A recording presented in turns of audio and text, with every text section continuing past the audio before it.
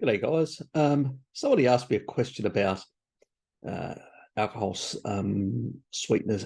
Well, alcohol sweeteners like stevia. It was in particular about stevia, but there is a bit of applicability to other sort of stuff as well. And I did have a study that sort of forgot about pretty much, and I went, So I just answered the person, this is what I know. That there are issues associated with this. So they've done only this is the study that I'm going to show is a Latvian study, and what they've done is in vitro, so petri dish. So they put the bacteria in, they've put compounds of stevia into those petri dish in different concentrations and all that, and they've actually noticed, certain strains of Lactobacillus reuteri. So we know that reuteri, Reuteri strains, like the ones that I recommend that suppress C. diff and other pathogens, play an important role with rhamnosus, but reuteri is the big one. Rhamnosus is sort of the secondary one. Play a very important role in suppressing pathogens. They are acid loving, which is really good, on a species appropriate diet. That's what they should be, the bacteria. And these bacterial strains also have a number of beneficial effects in terms of, influencing a number of things where you can process things better, like lactobacillus, especially in a kefir, can improve the tolerance of lactose, and and help. If you do a protocol of like 6-month protocol, I've got people who are Chinese background and all that now can drink milk who are lactose intolerant. Okay, so they didn't have any specific genes, but by increasing their lactobacillus, it seems it has a positive effect. Now, we don't know whether, because there's no research, whether it's epigenetic, change, or to those genes that may have been silenced, or whether it's another mechanism in the gut that allows, because you usually, you feel like yogurts and stuff like that, there's a lot of lactobacillus in those. So it's one thing about cheeses, a lot of dairy has a lot of lactobacillus in it. And we also get coated in lactobacillus when we come out of the birth canal. So they seem to play a very important role in synergistically with the lactose persistent genes, but also the genes that are turned on. Maybe a reduction in those may affect some people's tolerance of dairy. It's sort of gray areas, which we don't know enough. And I'm still trying to find research to back up some of these anecdotal evidence, the sort of stuff that I've seen people resolve their lactose intolerance with kefir and the lactobacillus strains. But are they having an epigenetic effect? Now, we know that viruses, bacteria and all that can have an epigenetic effect on us. So I don't know is the answer to that. There's nothing wrong with just saying, I don't know. We're still in the dark about a lot of things. Things that I do know, I'll tell you. Things that I don't know, I'll just say. And that is a sort of a speculation on my part, which I applied to a number of people that were saying to me, I really want to resolve my lactose intolerance issue. It seems to work with a lot of these people. Am I barking up the wrong tree, or is it just idle hope or speculation? Don't know, but it seems to be working with a lot of people. It seems to have resolved a lot of their lactose intolerant issues. But getting back to what I was saying, a lot of people are in the carnivore community because we're trying to limit certain plant compounds, which obviously trying to eliminate in the low carb community, sugars and stuff like that, and sweeteners in ice creams and all sorts of things that we create. Treats. We're modern people. We definitely don't, follow what the HUDs are doing, many other people. So we do try and replicate concoctions, animal-based concoctions, for treats and stuff like that. And we do use things like stevia, erythritol, xylitol, and things like that. But I think this is important to bring people up to date of the influence of stevia on the lactobacillus reuteri strains. Now, it has a different effect on all of them. So we'll go through that study. It's a Latvian study.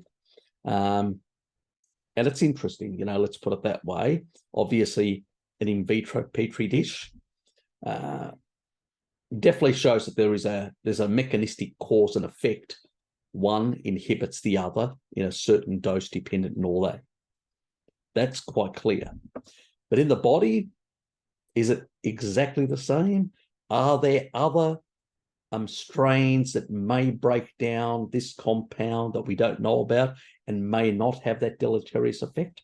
Don't know. So I'm not claiming anything.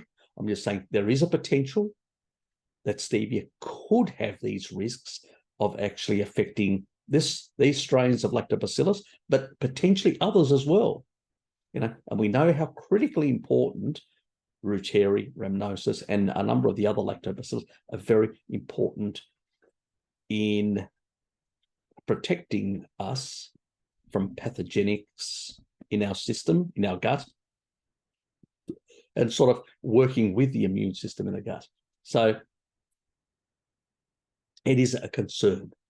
And I would say to people, our own bodies produce some erythritol.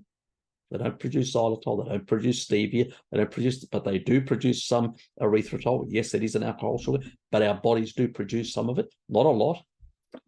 And like excessive amounts of any sweetener, especially the alcohol sweeteners, if you have them in excess, they can cause they can draw water to the colon and actually cause diarrhea. Now, obviously, you have to consume quite a bit. A small amount is not going to cause that problem.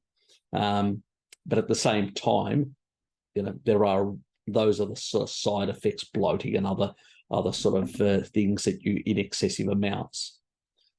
But one thing about erythritol, you only take in a few percentage points. The majority gets pooped out.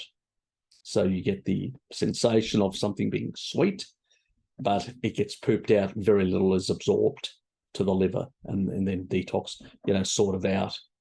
So that's less of an issue. So I would say to people, if you desperately want to use some sort of sweetener, use erythritol. Yes, it is slightly more pricey, but it has less issues.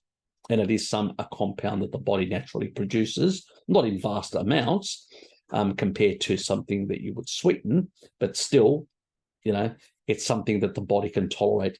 It knows what it is, so to speak. It's not something like really foreign,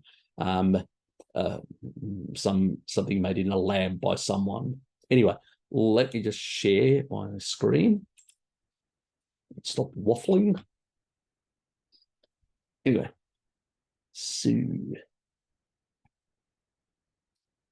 this is the actual study. So University of Latvia, Riga is the capital. And the title is, there's an original article, The Influence of Stevia Glycosides on the Growth of Lactobacillus reuteri Strains. The study shows that the growth of Lactobacillus strains was inhibited in the presence of stevia sweetener, stevioside, and rubodioside, a probiotic.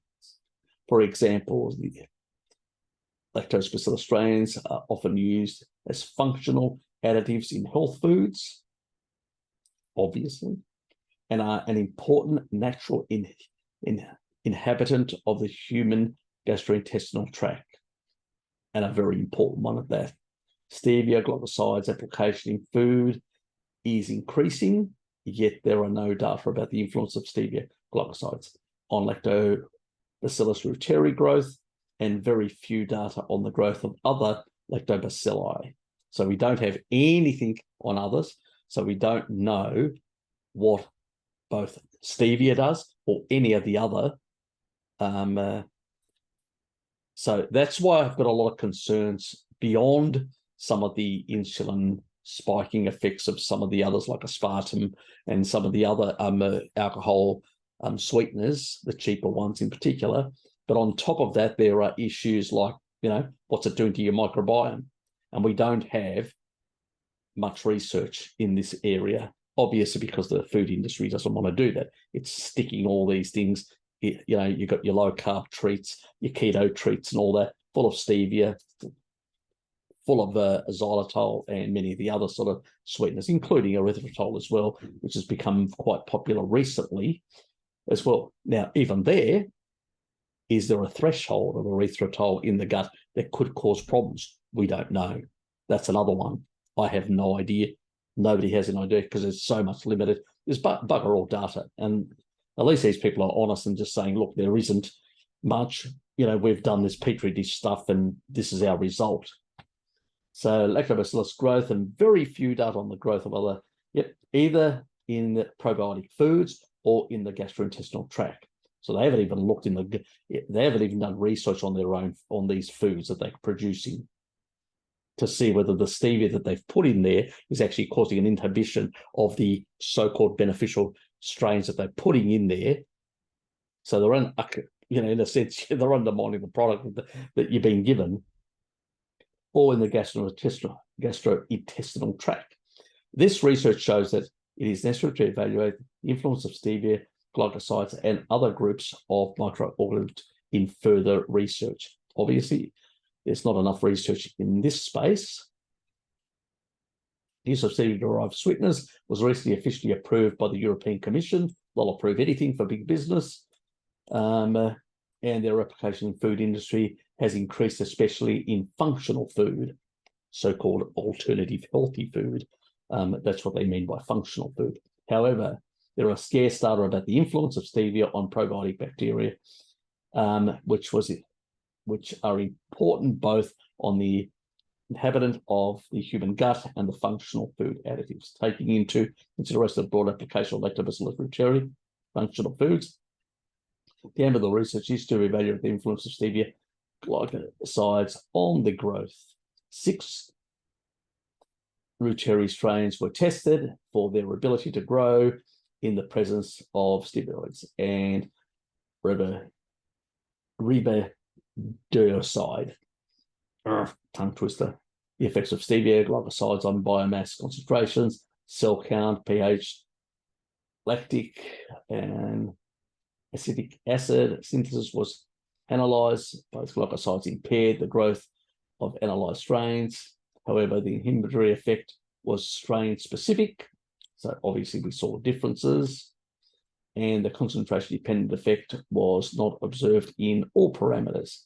Most pronounced concentration-dependent effect was on lactic and acetic acid production, taking into account the observed strain-specific inhibitory effects of stevia glycosides. It could be suggested to evaluate the influence of them on each strain deployed before their application in functional foods. It's unlikely that food industry will do that. just putting that out. Let's be completely and damn honest about that. So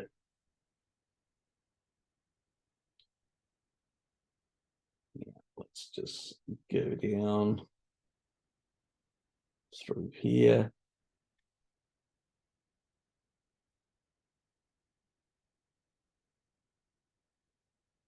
These are the different concentrations. 0 grams,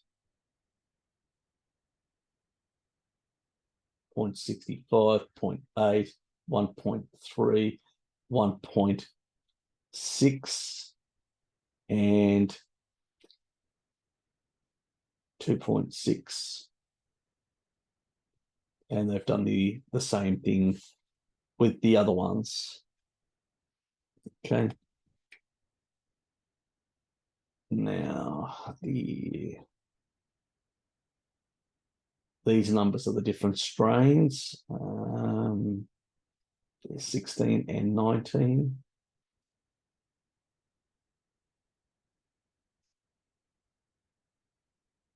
If you want to go down here, and these are the different types of strains. I tried to find the actual,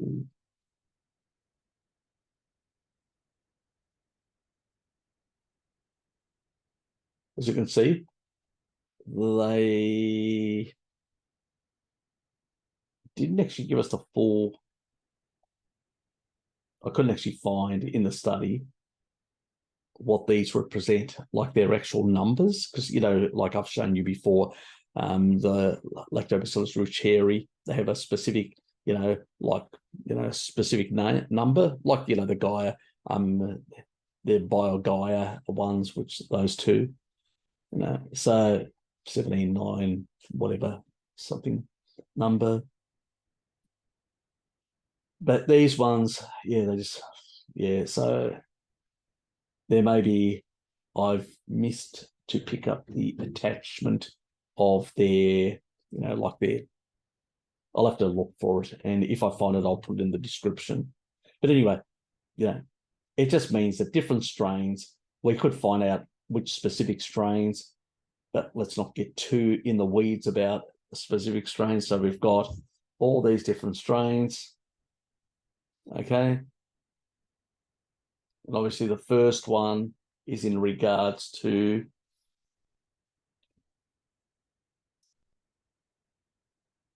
the stevia side, and then the next one on this Budio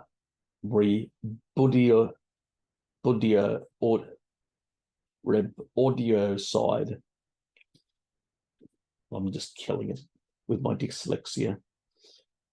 And you can actually see the differences in that regard. You can actually see from the 0 concentration, which is these one, the first one here.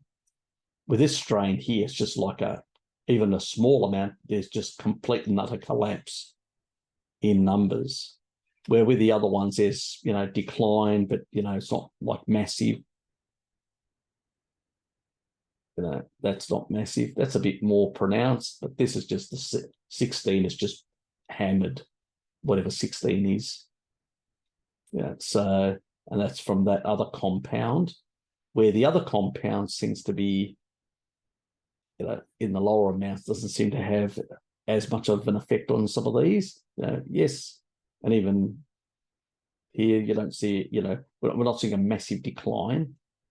And here it's on the 19 one, it's nearly non-affecting at all, this strain. So some strains are being affected far more than others. I just wish they would have provided the exact what their numbers were, so I knew exactly which ones they are. So they've only provided, they must have somewhere on their website like a reference file, but I wasn't able to find it, so sorry about that, guys.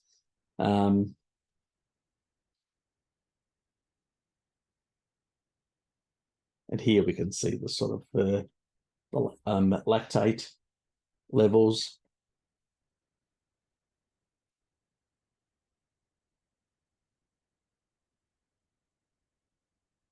So they were affected slightly. Just take some taurine, that'll fix the lactate levels. Anyway, so the purpose was, I'll put a link for people, you know, it's not take hours.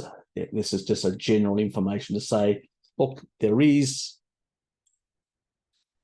in vitro, which is petri dish research showing that there is a problem with stevia and a number of the Lactobacillus reuteri strains. Now, we do not have research covering every single strain for these two compounds found in stevia and what their effect is on the growth, and let alone other you know, beneficial bacteria, the bifidobacteria, who knows?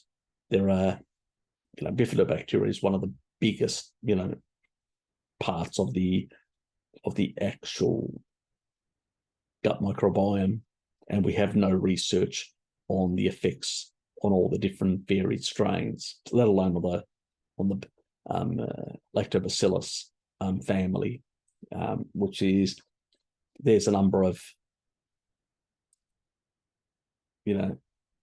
specific subfamilies like Reuteri, Rhamnosus, Acidophilus. You've got all these subfamilies, and within those you've got multiple strains.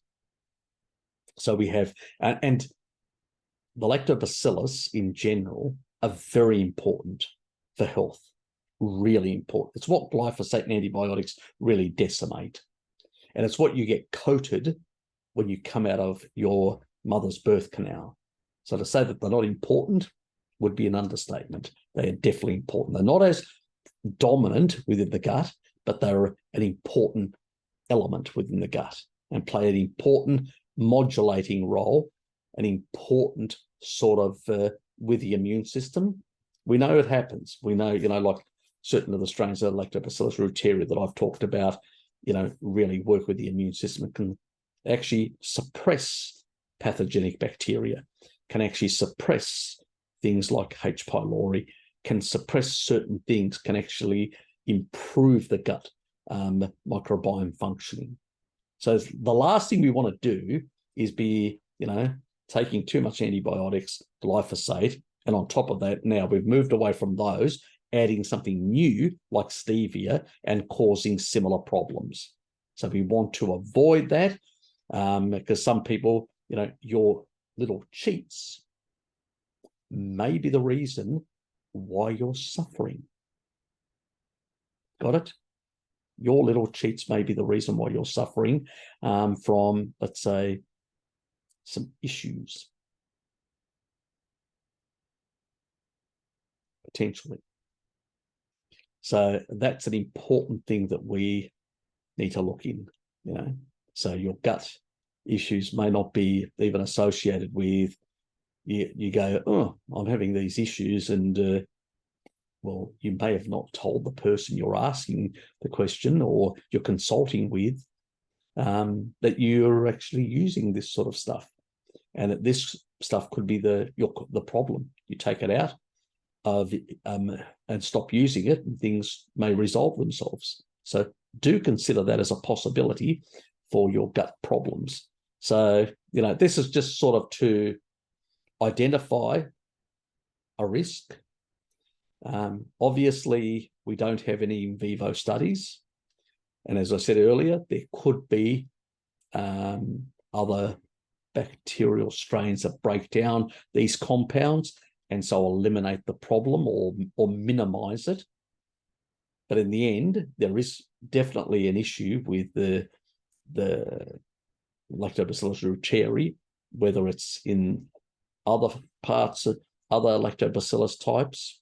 We don't know. It's not enough research.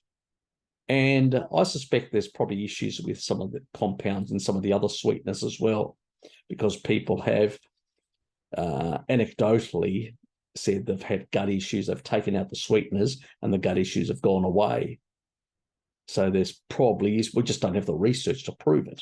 That's the only thing. We don't have any in vivo studies in humans or any petri dish studies in vitro. And even when it comes to bacteria and stuff like that, you can grow bacteria very easily and put a compound in there and suppress the growth of the bacteria, like an antibiotic or that. That's how they work out whether an antibiotic will work against a certain strain of, So in vitro stuff is not necessarily a bad research. It just may be missing a complex system that may have other things that can break down compounds. That's the only thing. So that's what I'm not sure about. I'm still, but I think personally, it's the reason why I no longer use stevia and why I pretty much took all my stevia stuff and threw it out completely, and I've switched to erythritol, and that's the only one that I do use. And the only one that I usually recommend if you're going to use anything like that, and I only use it, occasionally. It's usually around the sort of the Christmas period, the sort of periods where you're expected to make things of that sort, low carb treats, so to speak, or, Easter, things like that. You're still going to be sociable with people. So you make things like that so you can enjoy some as well. There's nothing wrong with that as long as we don't make it a general habit, in a sense. But that's the option that you've got. I'd give stevia a miss personally. Until we know more, we've got more in vivo studies either confirming this or not. I've got a big, massive question mark on the effects of stevia on our gut microbiome. Anyway, hope you enjoyed it. See yous.